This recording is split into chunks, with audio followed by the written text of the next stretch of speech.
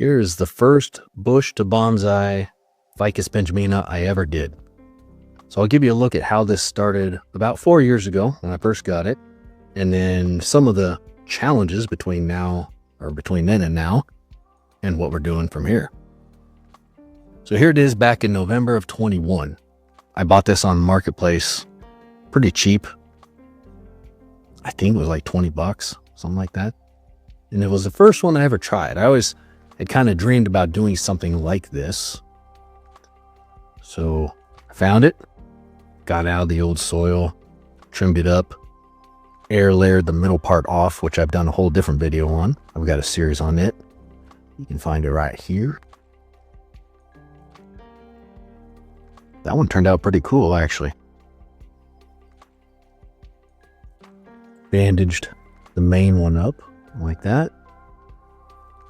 There's the air layer. It's hard to believe that that one looks the way it looks today, but I'd encourage you to check out that playlist to kind of see what that one went through. Fast forward a little bit. Here it is in February of 24.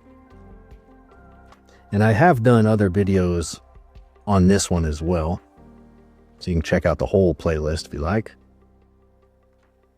You can see it's growing out, and I'm kind of just trying to figure out what to do with it style-wise. It's not really lending itself well to any particular style or any style at all.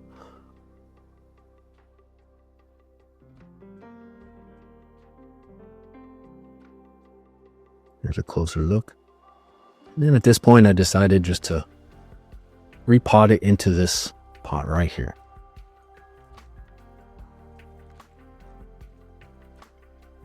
The roots aren't looking terrible. So I got some bonsai soil. That's just my normal mix of volcanic rock, perlite, pumice, a little bit of pine bark, a little bit of safety absorb. I think there's some akadama in that one as well. Got it all potted up.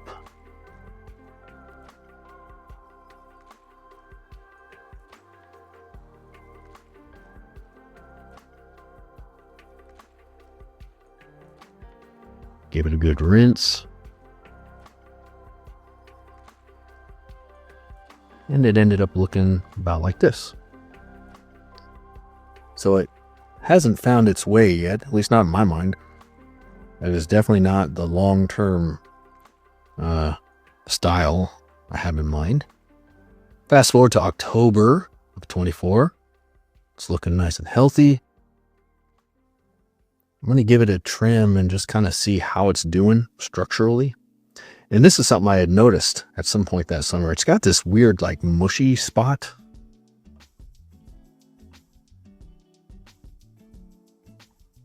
So I put some glue, just regular, non-toxic, clear glue in the mushy spot, just hoping to kind of seal it up. In the meantime, I'm trying to figure out what to do here. And my hope, I should say, is that this will back bud. And so one of the ways that I typically get these Ficus Benjaminas to back bud is I trim them back real hard, right in the middle of when they're growing. And I got a couple good opportunities here to trim them back too. Right there.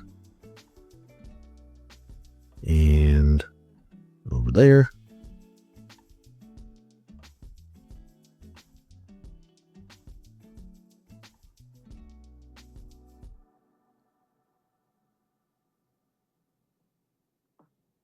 And so the hope with trimming it back hard is that it's got all that growth momentum, and that will cause it to back bud when you trim it back real hard. So you can kind of see this one is a little weird, the way these branches crisscross like that. But since I have that one down below, I just solved the problem completely with that. You have to leave some foliage on a Ficus Benjamina because they typically won't back bud if there's no foliage at all. That whole branch would just die. So if I trimmed all the leaves off of any of those branches, that whole branch would die back to the next spot. And there's some of that clear glue that I was talking about. I just use it to seal up the wounds. And then fast forward to November of 24. So about 1 year ago from right now. So it's grown out, but it doesn't have that summertime growth. It's got that, late fall, wintertime growth from being in the grow tent, kind of sparse and scraggly looking. You'll see a better example of summertime growth here in just a minute that you can compare it to. So one of the points to this particular video, I'll say while I'm doing this, is just to show kind of the struggle. It's almost like a cat and mouse game with this particular tree. It grows out and I trim it way back. And it grows back out again and I trim it way back. Over and over.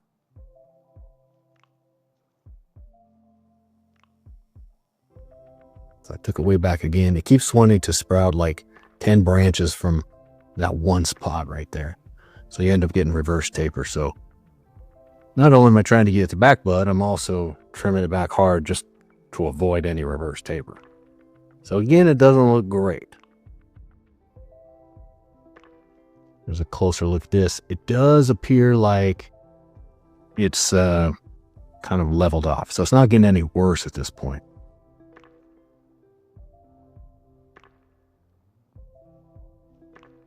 It's no longer a mushy spot. I was legitimately worried about that at first, but I think we avoided catastrophe. I decided to put some pretty heavy wire on the main trunk just to give it a little more movement than it's got. It's got some movement, so at least it's not straight, completely straight up and down, boring, but you could always use a little more. So I just want to give it a little bit of a gentle guidance. I say gentle guidance, it's very thick wire, but I'm not trying to bend it in half or anything. Just down and over a little, kind of like that.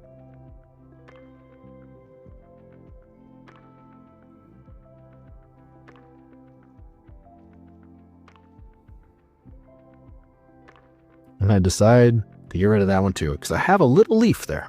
Look at that.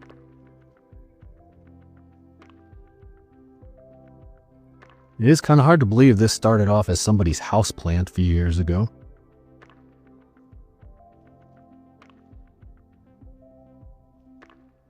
So there we go. That's how I leave it in November. Give it some fertilizer. And I'm going to put it back in the grow tent and let it grow for a while. Fast forward now to February of 25. It's grown out. And you can see the half that doesn't have the wire has grown out a lot more than the half that does have the wire, which is kind of to be expected.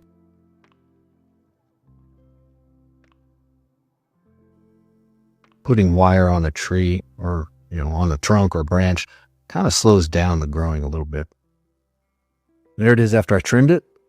So you can see the same pattern. I'm letting it grow out and I'm trimming it way back. Just hoping and waiting for it to back bud.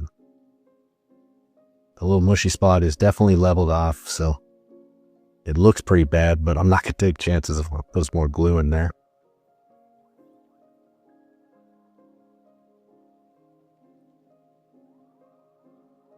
Here it is a couple months later in April. Same thing. It's grown out. Still no back budding though. Not even a hint. There's other tricks that I can do. I can put a bag over it. Sounds funny to say, but it does work sometimes. But also you end up getting aerial roots, which is a cool thing on some trees. Not what I'm going for on this particular tree. Here it is in June, a couple months later after that. So you can see what I mean. The summertime growth is just way different than that wintertime growth. Fuller, greener. And part of it is the lighting, because I'm outside actually in this. But it's just different. It's a glossier, just healthier looking leaf in the summertime compared to, it's almost like a matte green in the wintertime. So it's not looking bad.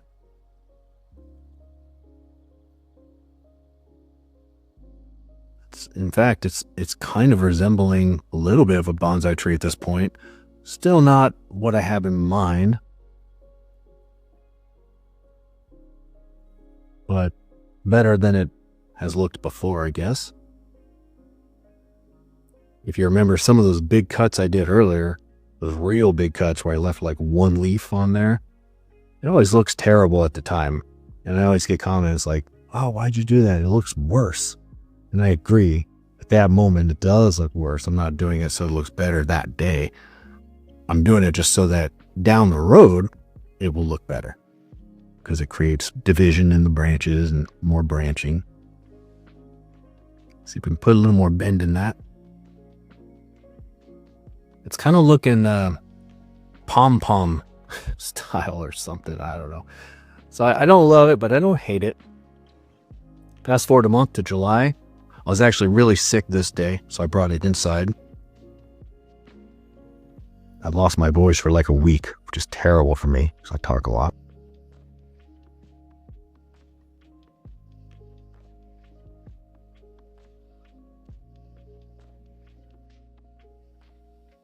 But it's growing out quite a bit.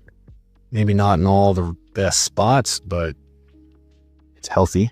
It's growing.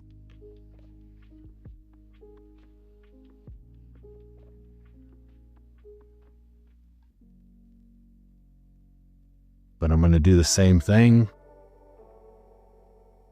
I'm going to trim it way back. I've had Ficus Benjaminas where it just randomly will backbud.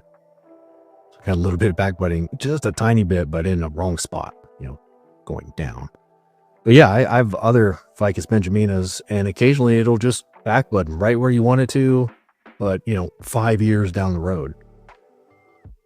There's that mushy spot. It's starting to close up a little bit. I don't know if you can tell or not, but it is starting to close up slightly. Just from natural healing. So I trimmed it up. I didn't go super hard this time. It's kind of a balance. But the reason I didn't go super hard is because it does have some good structure there. And also, I don't want to take all the wind out of its sails right in the middle of the growing season, so I'm trying that approach. It's this back and forth cat and mouse game with this one, is growing out and trimming it back, growing out, trimming it back. Usually, Ficus Benjaminas will, after a while, after doing this enough times, it backbuds somewhere down below. Even just like halfway down the trunk would be great. Here it is in August, by the way. It's looking good and healthy again. So there's no health problems. It seems perfectly healthy. Every month, it seems to just grow out completely again. So I'm real happy with that.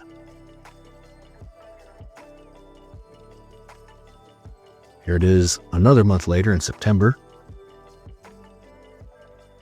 It's improved for sure. It's not done the thing that I wanted to do, but otherwise, structurally and just all around, it's improved. It looks a lot better than it did 1 year prior to this. There's another look that you can see. Hopefully you can see that has started to heal up a little bit. It actually feels really hard. There's no mushiness to it at all. You can see the growth starting to grow over it slowly but surely.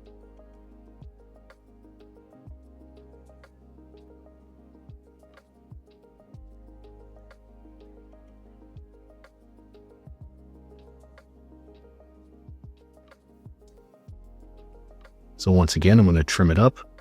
And I think you might be surprised at the direction I decide to go with this. I had been thinking for a while about what are some possibilities? What are some alternatives, since it doesn't seem to want to backbud. I've been trying for 4 years. I could keep trying and maybe eventually it would. I don't know. But what are some alternatives if I don't feel like waiting?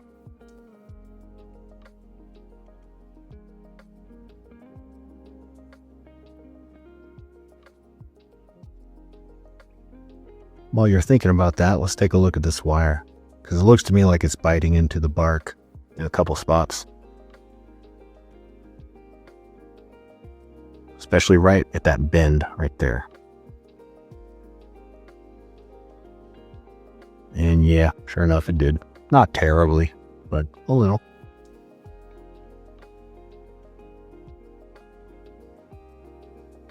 Sometimes wire scars can actually add some character to the trunk. It takes a little while, but some light scarring like this, after a year or two, it kind of adds a little character.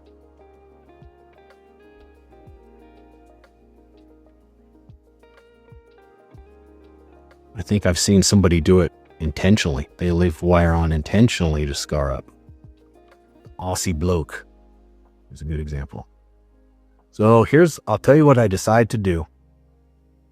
I take some drastic action and I decide to lose one half of this tree.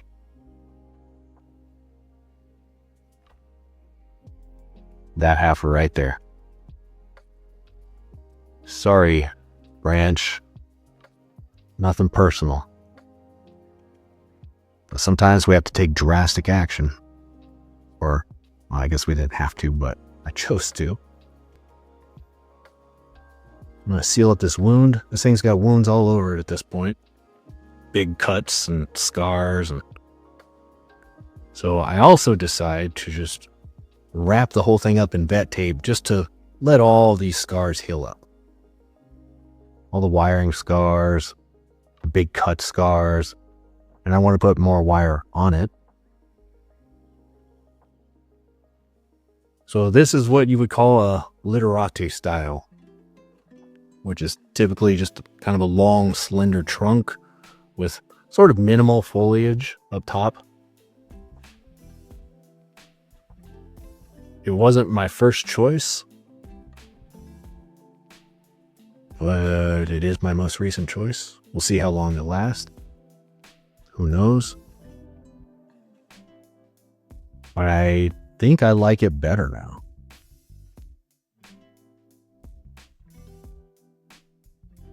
And my hope still is that it will backbud at some point. Not with all this stuff on it, but once I take the wires off, which I will here in a minute, I'm hoping it will backbud. And I think my chances of it maybe are increased because all the roots are still intact. So whatever energy the roots are sending upwards, with only half of a tree there now, it's going to be all channeled to that half the tree, which is usually what causes it to backbud. Too much energy going up, nowhere for it to go, and it just starts spitting branches out. And naturally, I'm going to make some cuttings out of this because I can't resist. Definitely what I need is more Ficus Benjamina cuttings.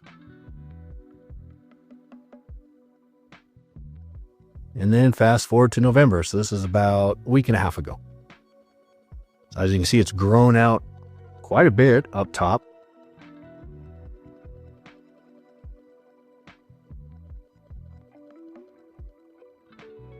So I'm going to take the wire off and take this vet tape off and see how it's doing.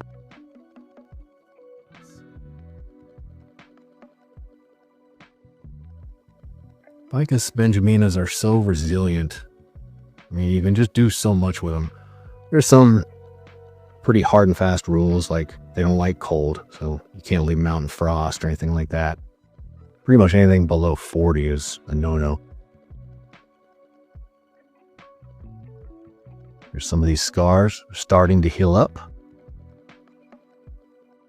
It's, I'm going to call them battle scars. Look at that one. That one's really started to close up. Pretty impressed with that. I noticed down below one of the roots died off though. So I'm off camera. I didn't get on camera, but I pile up some soil right around that, hoping that it will sprout some new roots out of that spot. But in the meantime, you see all these battle scars, some new, some old. Over time, they'll add to this character.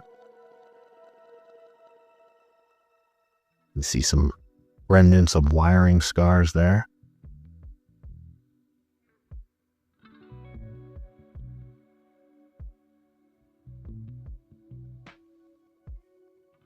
not as noticeable as they were a month or two ago, but you can still see it, especially that top one, you can really see it.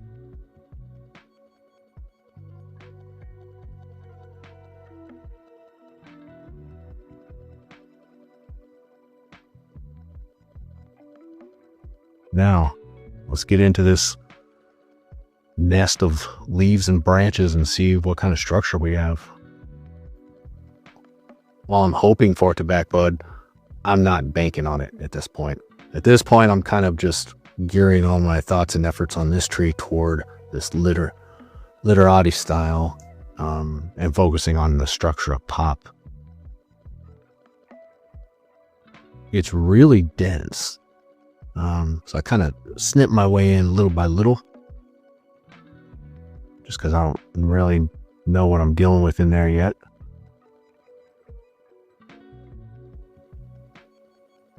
There's a lot of branches growing straight up and crisscrossed and all kinds of stuff. I'll give you a look.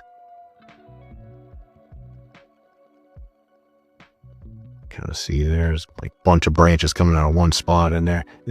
Sorry, it's kind of hard to see, but yeah, there's lots of potential in there for reverse taper.